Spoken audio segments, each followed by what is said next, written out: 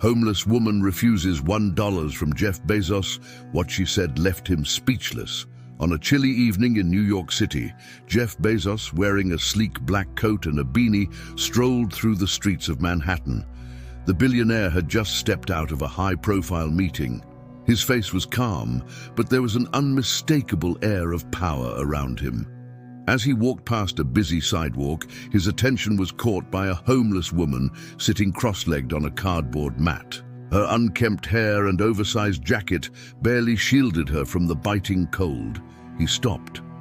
Something about her eyes, piercing, sharp, almost defiant, struck him.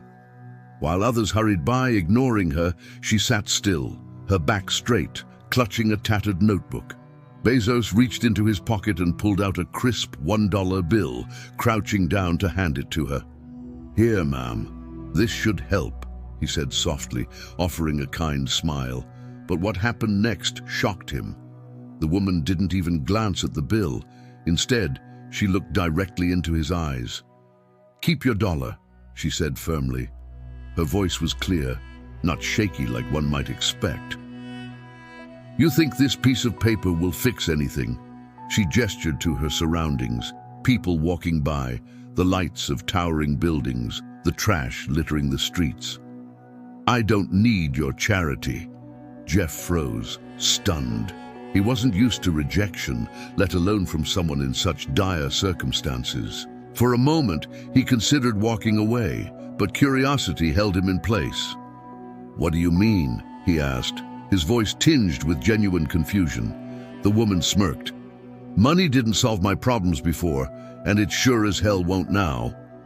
Her tone was biting, but there was something more, something deeper. She continued, "You're Jeff Bezos, aren't you? The man who made billions delivering packages faster than anyone ever thought possible." Her eyes glinted with a mix of sarcasm and something else. Was it pain? Jeff raised an eyebrow. "You know who I am?" She nodded.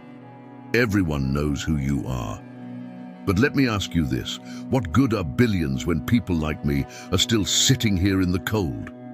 Jeff felt a twinge of something unfamiliar. Guilt, maybe.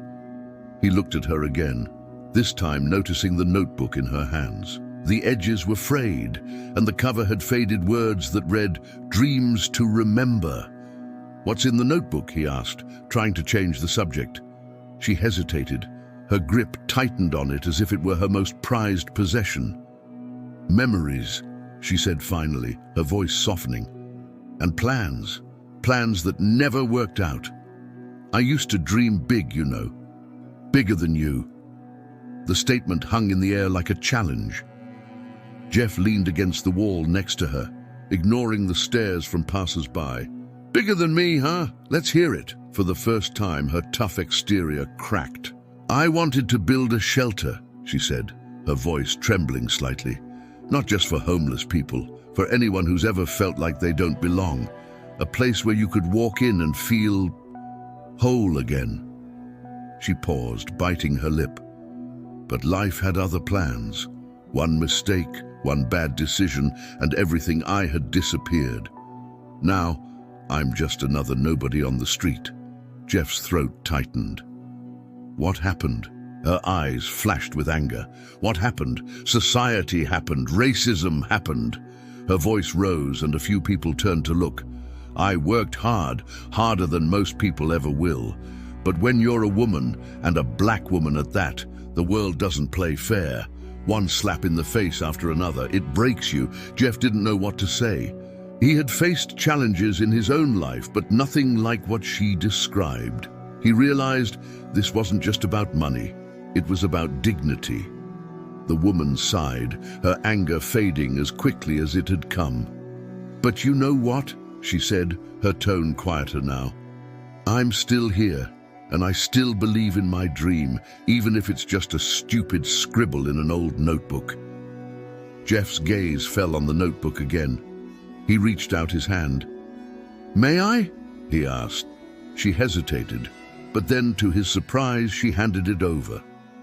As Jeff flipped through the pages, he saw sketches of buildings, diagrams of community spaces, and handwritten notes about programs to help people rebuild their lives. Each page was filled with hope and determination, but on the last page in bold letters was a single sentence. "If I ever meet someone who truly listens, maybe I'll get a second chance." Jeff felt a lump in his throat.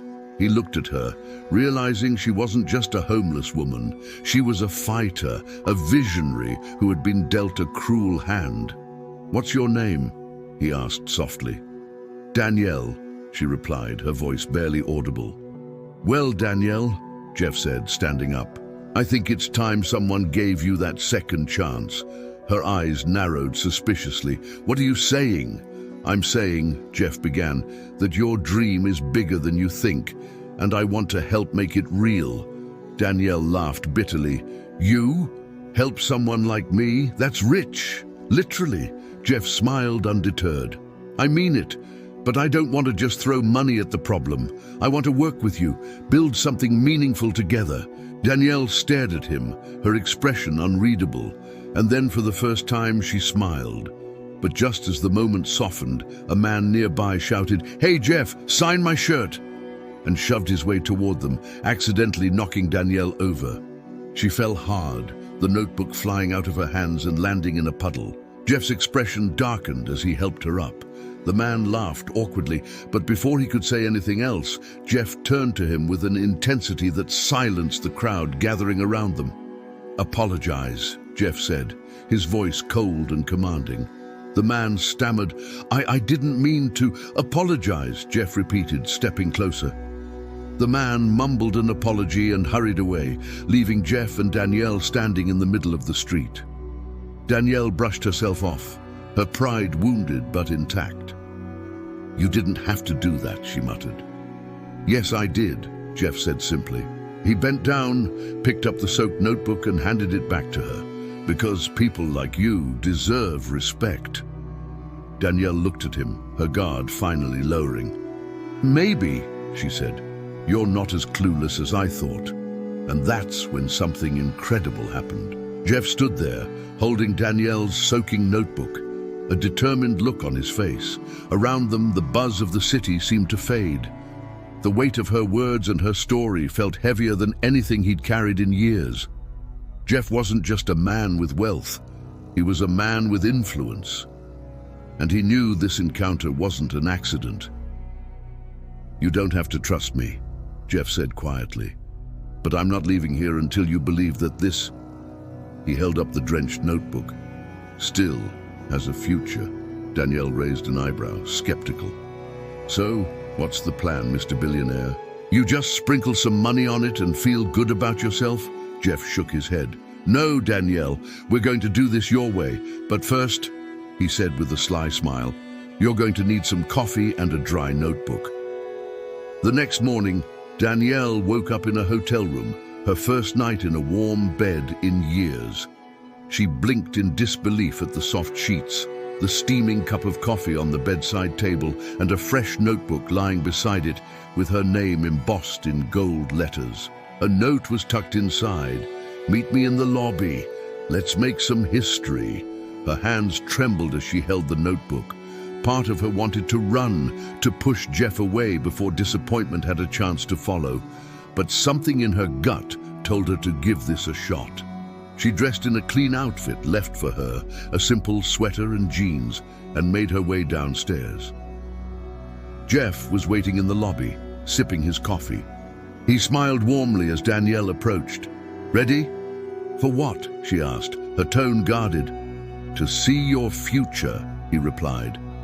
He led her to a sleek black car waiting outside. As they drove, Danielle's nerves started to build. They pulled up to a massive abandoned warehouse. The building loomed over them like a relic of the past, but Jeff's eyes sparkled with possibility. "This," he said, "is where it all begins." Danielle stepped inside, her breath catching. The space was enormous, with high ceilings and beams of sunlight streaming through cracked windows. "You're kidding, right? This place is falling apart." Jeff shook his head. "Not for long. I've already hired a team. architects, designers, social workers. You said you wanted a shelter where people could feel whole again. This is it, and you're going to run it. Danielle felt her knees go weak. Run it? I don't even have a home, and you expect me to run this?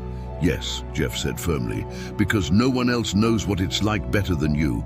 You've lived it, you've survived it, and now you're going to change lives with it.